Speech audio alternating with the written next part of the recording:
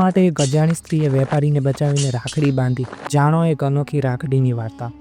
એકવાર કાઠિયાવાડના રસ્તે એક ધનિક વાણિયો ગાડું લઈને પસાર થતો હતો. રસ્તે ડાકુઓએ હુમલો કર્યો. વાણિયાને કબજે કરી લીધો અને બધું ધન લૂંટી લીધું. વાણિયાની હાલત દયનીય બની.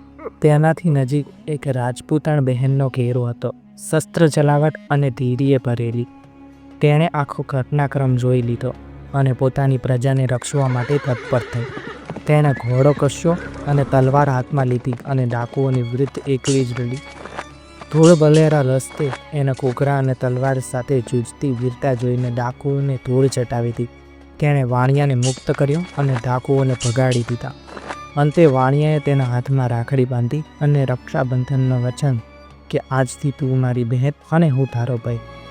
આ વાર્તા શીખવે છે કે વીરતા લિંગ પર આધારિત નથી હોતી. એક રાજપૂત બહેન પણ ડાકુઓ સામે એકલી લડી શકે છે અને ધર્મ, સ્નેહ અને વચનનો મજબૂત દોર દરેકની સાથે બાંધ